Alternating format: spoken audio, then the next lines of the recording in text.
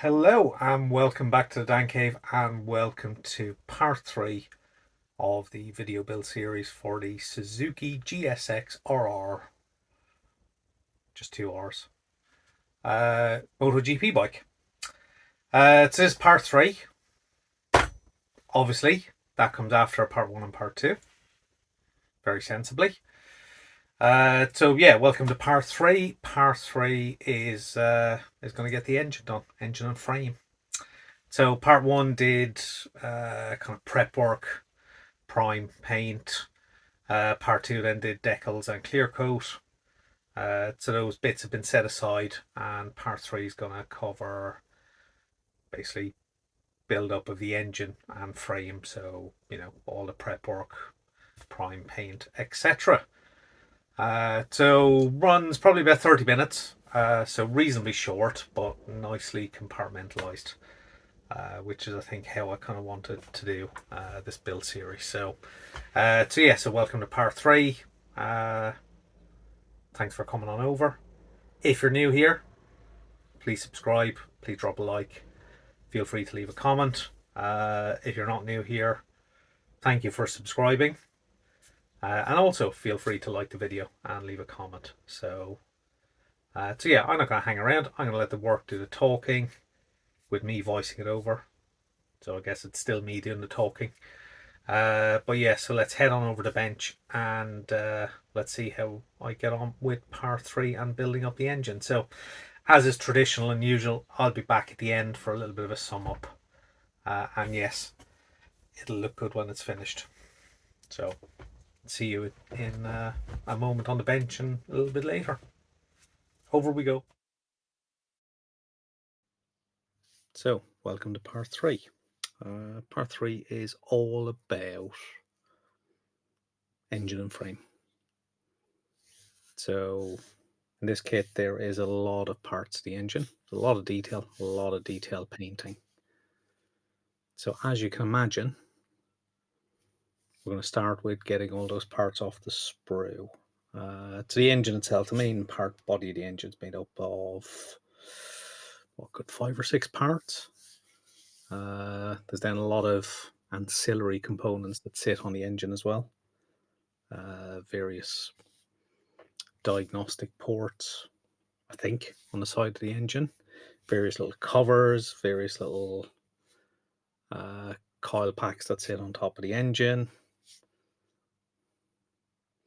So as you can see, I'm just working my way around the sprue, parts layout next to me, or at least the instructions next to me, so I can work my way through them.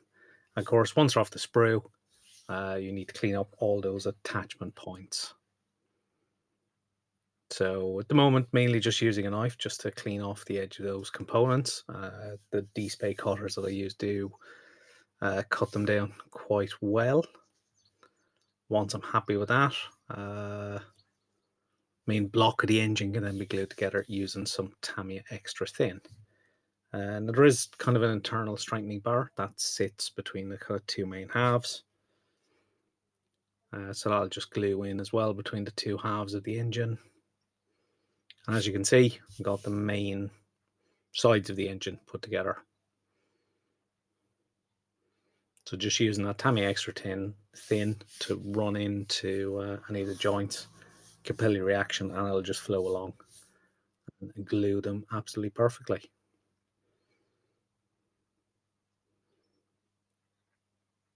So we're adding in the next part, which is part of the cylinder assembly. So once again, just pop it in place. The fit is perfect, as you would expect from a Tamiya kit, and especially from a recent Tamiya kit like this one.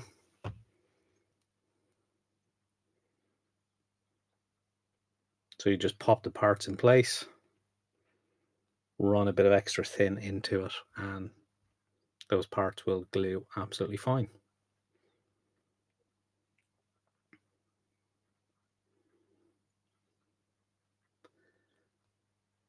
So it is kind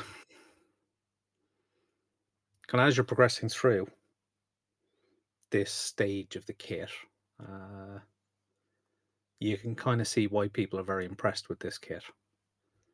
It covers a lot of detail. I mean, a lot of Tamiya's bike kits, the engines are reasonably well detailed and their assembly is quite simple.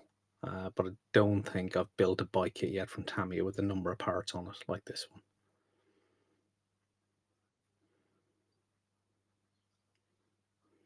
So main block is put together. There's a lot of extra components. So there's the clutch. I think there's an oil filter, rocker cover. I think these are the diagnostic ports. I think that's what they are, which sit on the side of the engine. And then there's the coil packs as well, which will sit on the top of the engine.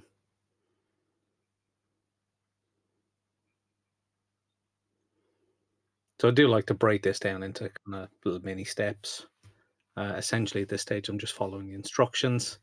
Because of the number of components, it kind of helps keep track of them. Also helps keep track of what needs to be painted, what color as well. And that's where constantly going back to the instructions has been quite useful on this build. Although I think some of the colors are a little bit questionable, but we'll mention that a little bit later. So once all those parts are off the sprue and cleaned up, we can go and start priming. So the frame itself, so that was removed from the sprue way back in part 2, because that was used to basically help with the decaling process, but now is the time to get it primed, because we're actually going to assemble the engine into the frame in this part.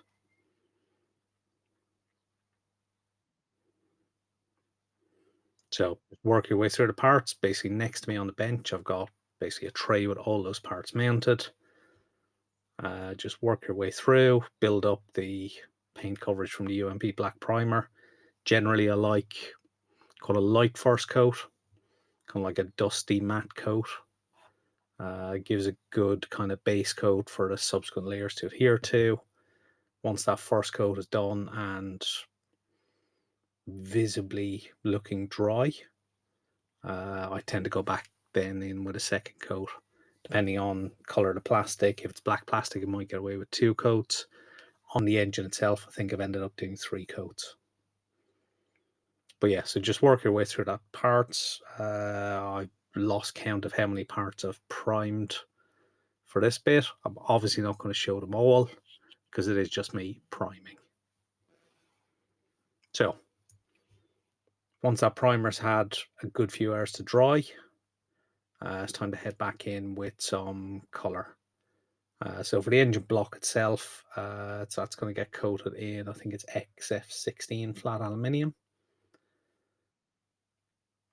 So I'm going to give it about 3 coats, I think it ends up getting. Quite a nice color. Flake size, not the worst from Tamiya, but not the best either. But it is a nice aluminium color.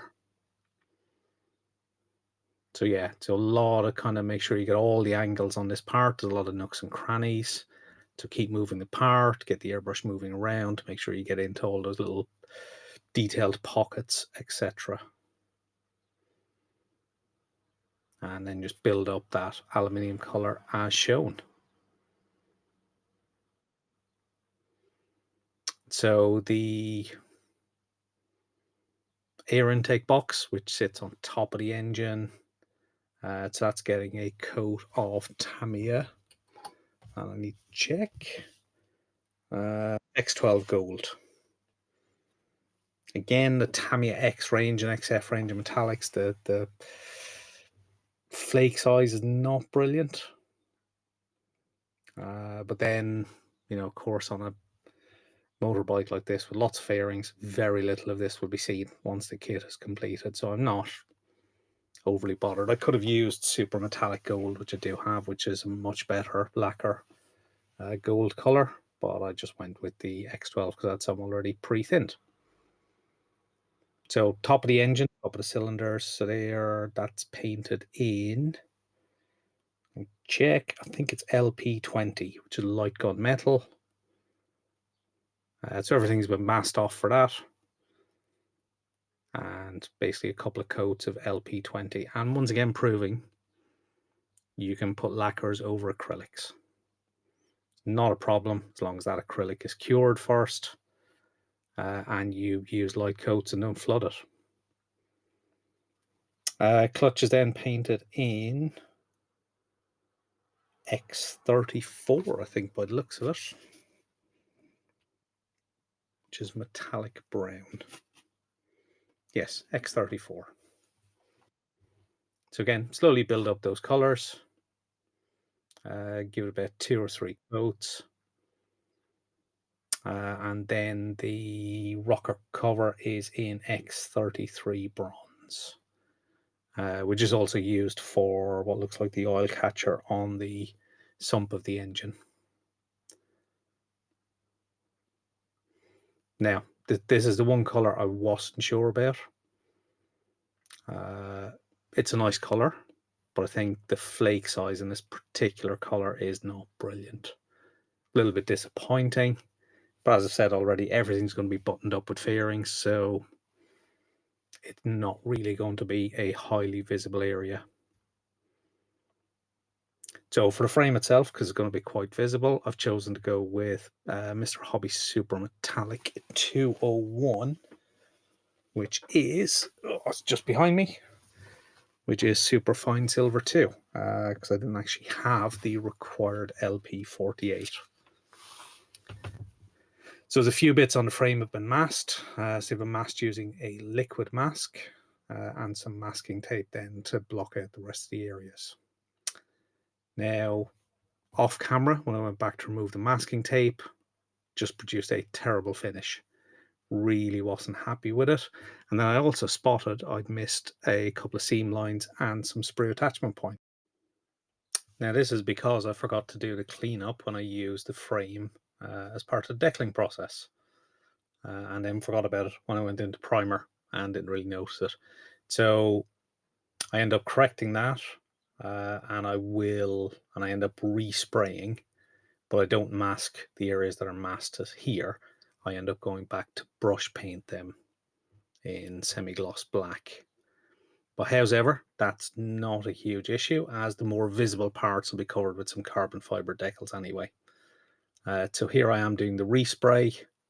As you can see, there's no masking tape on it, so I do get a lot of overspray on the bits that were black.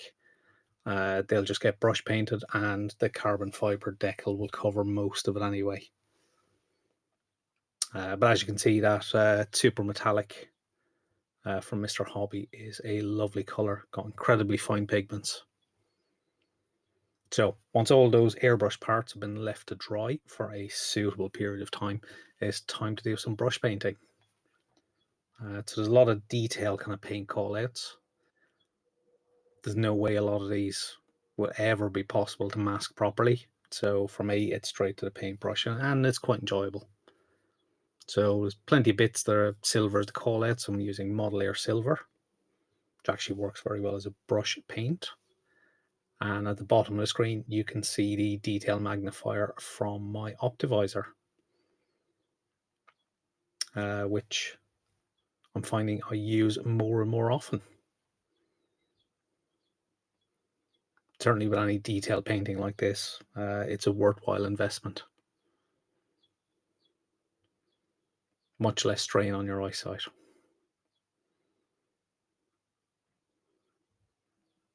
So I think these are the coil packs, which have a little bit of detailed silver paint on them. So it's just a case of slowly working your way around it, using good quality brush from Army Painter, I think it is. Yeah, they're Army Painter brushes, which I do enjoy using these brushes actually. I find they're good quality, nice to work with, and a nice thick handle size as well, which makes them a comfortable kind of grip.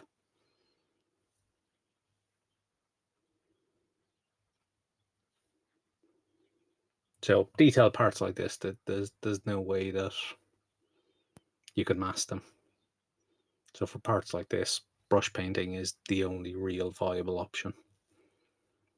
You could try liquid mask, but then I kind of find you have to detail brush with the liquid mask anyway, so slightly defeating the purpose, I would imagine. It's a little bit of detail painting on the clutch as well. Some XF84, which is dark iron, just around the very perimeter of the clutch. Now that will slightly weird on this kit actually. For some reason, Tamiya have included a poly cap, and the clutch actually spins when it's mounted, which I think one or two people have mentioned in inbox reviews, possibly even mentioned it in mine as well. But it is a rather strange feature. So a little bit of X13 on one of the parts. Again, just kind of pretty much following the paint callouts from the instructions in this case. You could go and check for reference pics, get a little bit more detail. But for me, this bike is going to have its fairings on, so the engine's not really ever going to be seen. Now, once a number of those items are detail painted, there is some decals required outside the kind of circumference of the clutch. There is a decal. That's obviously to give the impression of the individual clutch plates. If you go for one of the detail sets, not in the Tamiya one itself, but I can't remember if the Hobby Design one has a resin clutch. I know I've seen kits before that have a clutch that you make up at a photo etch. They do look absolutely fantastic. But for me, it's an expensive kit anyway. I've not invested in a detail upset for it. But usual decaling process, just getting it correctly lined up. And it fits perfectly around the outside of the clutch. Just making sure it's all nicely in place, exactly where I need it. And once I'm happy with that, just remove any excess, and I'll probably put a couple of drops of UMP decal solution on it as well. Now the instrument panel is part of the frame assembly. There is a decal for that as well, for the instrument display. Just the one decal fits perfectly in the bezel area within the instrument panel. So just burnish it down with a cotton bud, remove any excess liquid, and that will sit in absolutely fine. And use a little bit of UMP strong just to make sure it sits even better. So now that all the detail painting is done, it's time to get some CA glue and start some of the assembly process for the engine. So the first thing on is a clutch. As mentioned previously, the clutch just pops into the poly cap that was put in earlier, and that actually spins.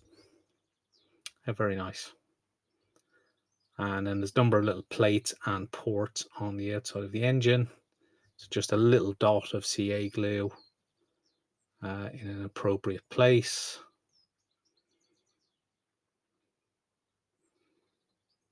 Just get the part oriented correctly.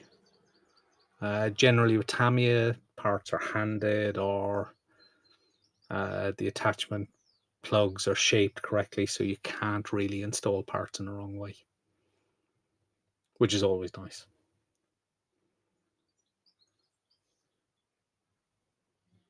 Then once again, a little bit of CA glue on top for the rocker cover. So as I said, I'm not sure about this color. Definitely a big flake size, which I'm not too keen on. So each of these little, I'm calling them diagnostic plugs. I don't know if that's what they are. They could be individual sensors. But either way, they just pop straight in on the side of the engine, and then the individual coil packs, they do go in a certain orientation, so make sure you check the instructions to have them oriented correctly. And they do follow a little bit of a pattern for the base plates. Some more CA glue and this is for the sump guard slash oil catcher, as I've described it. Couldn't guarantee that's what it actually is, but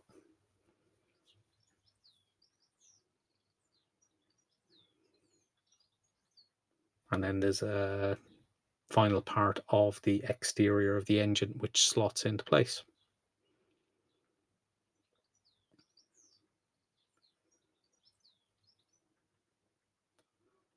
So a couple more little port covers which sit on the outside of the engine. And once a few other little bits and pieces are added, we can then get to adding the airbox on the top of the engine. And that sits perfectly snugly in place.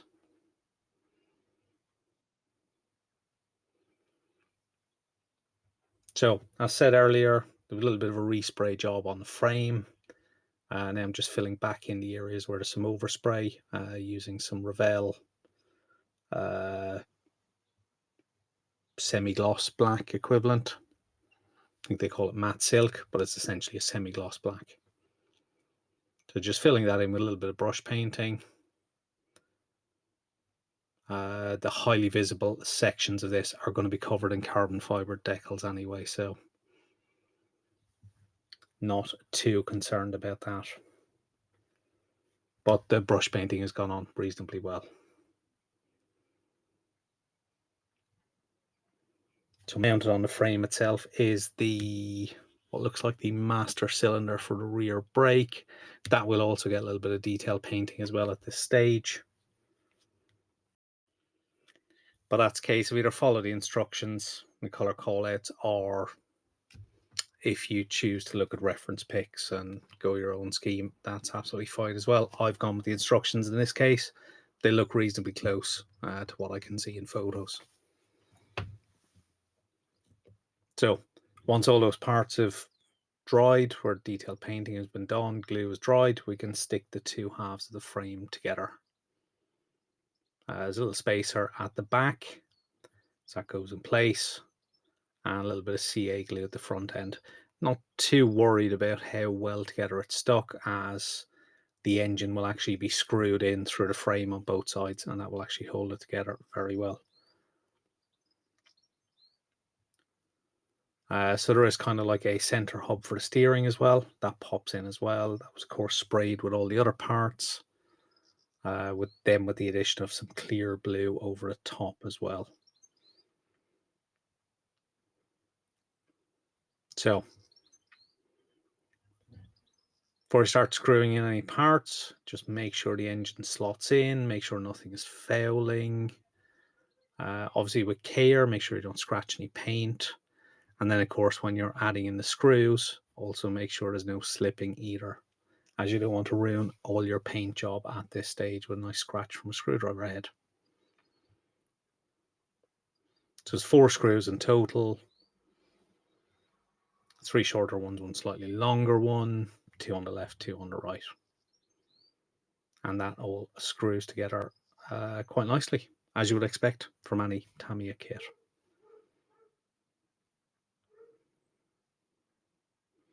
As I said, not too worried about how the frame is glued together, as these screws into the engine will actually hold that all together anyway. And that is quite a solid piece of assembly. But overall, pretty much happy with that. Next stage is to add a wash to that. Now I've missed most of the wash application. However, it's the usual process. I'm using an Ammo black panel line wash, leaving it dry for a bit, then using some odorless thinners to move it about as I want. I'm not going to let it dry too much, because I'm really just looking for more of just a wash to add depth than to add any kind of grime or dirt. So I'm just looking for the wash to run into all the recesses. So once that's dried, I'm happy with it. I could use a cotton bud just to clean up any excess, and just watch out for tide marks. Once you've set it aside for a few minutes, go back to it after a while, check again. Guaranteed you'll probably find some tide marks that you've missed. But this adds a little bit more depth to the engine. It gives it a little bit more character than you would have with just a flat paint finish.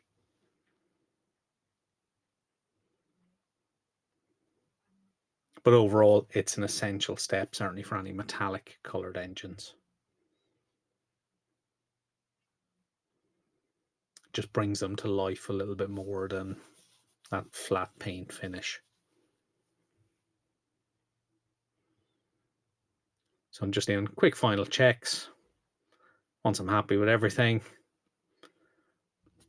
clean up the brushes, close up all the pots, and we can head back to me for some final thoughts.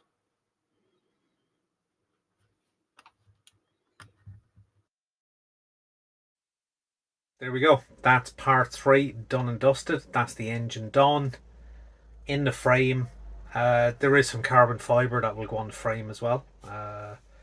Luckily enough, which will cover up the little bit of a painting issue I had with the frame, which hopefully I'll remember to talk about in the video. I'm sure I have. So yeah, so it's gone together reasonably okay. The build itself was fine. I think some of the colours not quite right. That bronze colour, while it's a nice dark kind of antique bronze, I'm not sure if it's really the right colour. The flakes are way too big in it, but most of that stuff's not going to be seen once the fairings are on. I'm not planning to show this bike with the fairings off in any kind of fancy way. It's going to be built up and it'll sit on the shelf of my other bikes, fully buttoned up, so not too worried if the colours aren't quite right. But yeah, aside from that, I think it went together quite well. I think the only issues were the frame. Just the masking approach I decided to do on that wasn't very good. Plus, I didn't actually clean it up properly from when I took it off the sprue to do the decal work. Kind of forgot about that, went straight into primer with it, and obviously didn't realise until I painted it in the silver colour that I hadn't quite cleaned up the seam line and the sprue point, so that was a little bit of a boo-boo on my part. But recoverable, you know, kind of fixed it, went back and resprayed it, and it kind of looks okay. Again, a lot of those aspects of a bike, particularly a modern MotoGP bike, are not going to be visible once it's all fully buttoned up. However, if you're going to display it with, you know, kind of fairings off and on stands or anything like that, it's the kind of thing you want to watch out for. Not try not to do it the way I did it. But there we go. So part 3 is done. Part 4 is probably going to kick on with... what will I do in part 4? Could go as per the instructions and go straight into the rear swing arm and rear shock assembly. Yeah, I'll probably do that. It's probably the direction I'll go. So yeah, so that'll be rear shock, swing arm, chain, and that'll probably lead on to maybe doing some of the wheels and tires as well. And then maybe the part after that, I'll look at the front forks, controls, and then lots of small bits and pieces around the bike. There'll be a lot of little bits of carbon fibre here and there. We'll try and include that as we go. That's what I'm thinking about anyway. So yeah, so hopefully it won't take as long as the original parts took to come out, because I'm right back in the build again. This is pretty much a week after I finished doing the engine, so I've edited the video during the week, and yeah, this video will come out ASAP. So hopefully it won't be too long to the next part, probably another week or two. So yeah, so hopefully you'll come back and see the next part when it's up as well. So as I said at the start, if you are new here, please subscribe, take the bell notification, because then you'll get notified when the next part is up. Please like the video if you liked it.